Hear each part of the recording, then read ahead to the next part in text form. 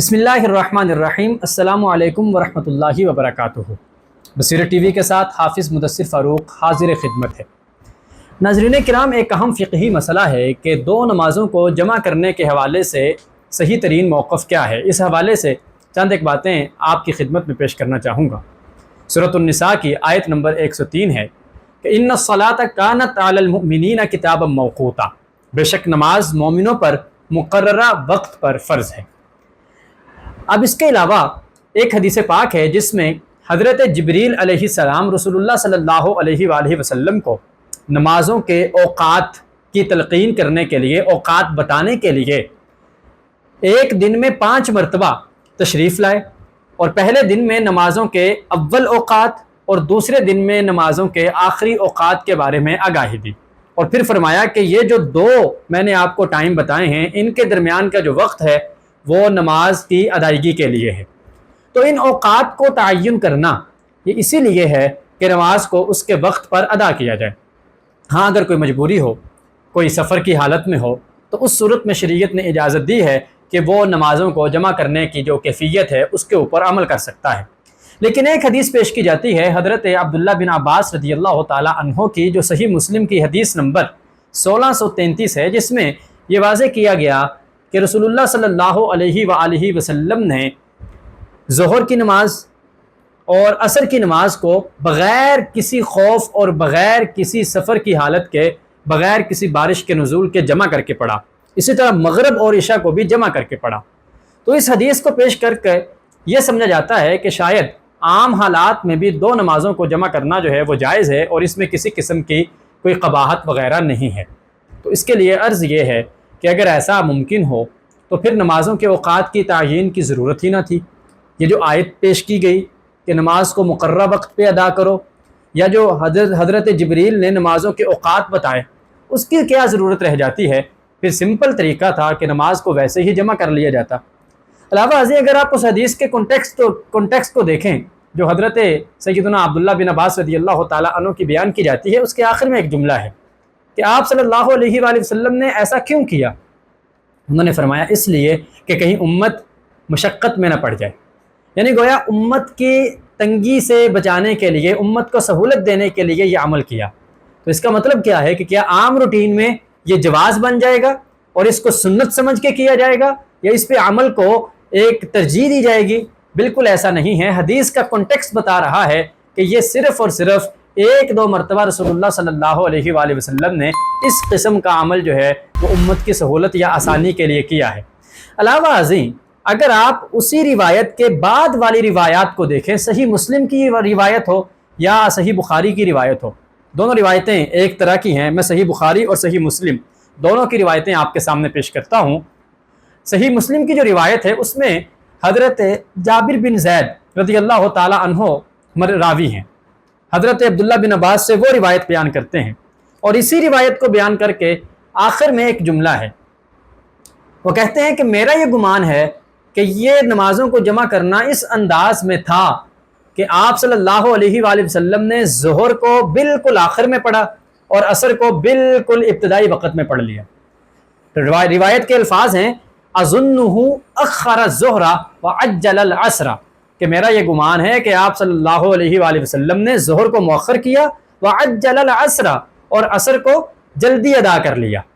یعنی اس کو یوں مثال کے ذریعے سمجھا جا سکتا ہے کہ جیسے ان دنوں نماز ظہر کا آخری وقت تقریباً 4:30 یا 35 ہے، تو اس طرح سے کہ ایک بندہ 4:20 پہ ظہر کی نماز ادا کرنا شروع کرے، اب 10 منٹ میں وہ ظہر کی نماز مکمل کر لے گا، اور جیسے ہی ظہر کی نماز مکمل ہوگی، اب چند لمحوں کے بعد عصر کا ٹائم شروع ہو جائے گا، اور وہی اسی وضو کے ساتھ اسی مصلی پہ بیٹھ کر وہ عصر کی نماز کو ادا کرنا شروع کر دے، تو بظاہر آپ کو نظر آئے گا کہ اس نے 2 نمازوں کو جمع کیا، لیکن حقیقتاً جمع نہیں کیا تھا، بلکہ یہ صورتاً جمع کرنا تھا کہ ظہر کو آخری وقت میں پڑھا اور عصر کو بالکل ابتدائی وقت میں پڑھ لیا۔ یوں آیت پہ بھی عمل ہو گیا، نماز کو وقت میں بھی ادا کر لیا، اور نمازوں کو جمع کرنے کی کیفیت بھی پیدا ہو گئی۔ تو روایت کے یہ جو الفاظ ہیں، اس سے یہ واضح ہوتا ہے کہ رسول اللہ صلی اللہ علیہ وآلہ وسلم نے جو 2 نمازوں کو بغیر سفر کے جمع کیا ہے، وہ آپ نے حقیقتاً جمع نہیں فرمایا، بلکہ آپ نے صورتاً یعنی ظاہراً ان کو جمع کیا تھا کہ ایک کو بالکل آخر میں پڑھ لیا اور دوسری نماز کو بالکل آغاز میں ادا کر لیا۔ صحیح بخاری کی جو حدیث ہے وہ حدیث بھی اسی حوالے سے ہے، جس میں بھی اسی قسم کے جملے ہیں، جو بخاری کی 1174 نمبر روایت ہے۔ علاوہ ازیں امام ترمذی رحمۃ اللہ تعالی علیہ نے ایک روایت پیش کی جناب عبداللہ بن عباس رضی اللہ تعالی عنہ کی، جس میں وہ یہ واضح کرتے ہیں کہ بغیر کسی وجہ کے دو نمازوں کو جمع کرنا یہ گناہ کبیرہ ہے۔ امام ترمذی کی اس روایت کو میں آپ کے سامنے پیش کرتا ہوں۔ آپ فرماتے ہیں کہ من جمع بین الصلاتین من غیر عذر فقد اتی بابا من ابواب الکبائر، کہ جو دو نمازوں کو بغیر کسی عذر کے جمع کرے گا وہ گناہ کبیرہ کے دروازوں میں سے کوئی ایک دروازہ کراس کر لیتا ہے یا اس دروازے سے داخل ہونے کی کوشش کرتا ہے۔ اور اس حدیث کو پیش کرنے کے بعد امام ترمذی کا جو تبصرہ ہے وہ تبصرہ قابل غور ہے۔ آپ واضح کر دیتے ہیں کہ دو نمازوں کو جمع کرنا کس کس صورت میں جائز ہے اور کس کس صورت میں منع کیا گیا ہے۔ آپ فرماتے ہیں وَالْعَمَلُ عَلَى هَذَا عِنْدَ أَهْلِ الْعِلْمِ، کہ اس حدیث پر اہل علم کے ہاں اسی حدیث پر عمل ہے کہ اللہ یجمع بین الصلاتین الا فی السفر او بعرفہ، کہ دو نمازوں کو سوائے سفر کے یا مقام عرفہ کے کسی اور جگہ پہ جمع نہ کیا جائے۔ اور بعد میں کہتے ہیں وَرَخَّصَ بَعْضُ أَهْلِ الْعِلْمِ مِنَ التَّابِعِينَ فِي الْجَمْعِ بَيْنَ الصَّلَاتَيْنِ لِلْمَرِيضِ، لیکن بعض تابعین میں سے اہل علم حضرات نے مریض کے لیے دو نمازوں کو جمع کرنے کی رخصت دی ہے کہ مریض بھی دو نمازوں کو جمع کر سکتا ہے، جیسا کہ امام احمد بن حنبل اور جناب اسحاق جو ہے ان کا یہ نظریہ ہے۔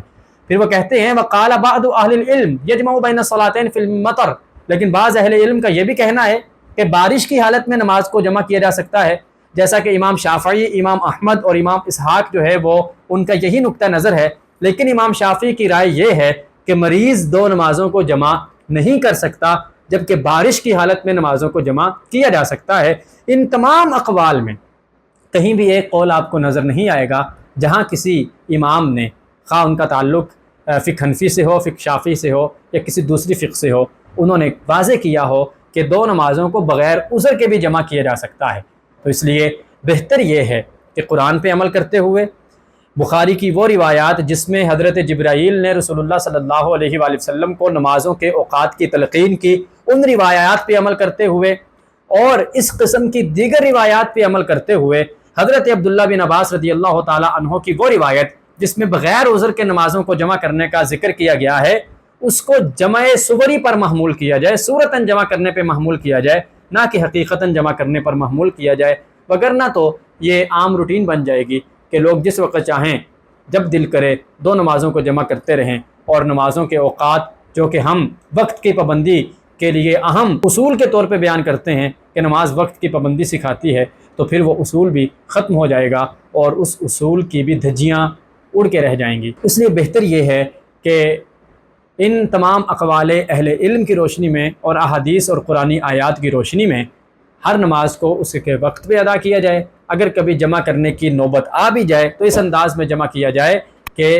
ایک نماز کو آخری وقت میں اور دوسری نماز کو آغاز میں ادا کر لیا جائے۔ دعا ہے کہ اللہ کریم ہمیں عمل کی توفیق نصیب فرمائے، آمین۔ وما علیہ الا البلاغ المبین۔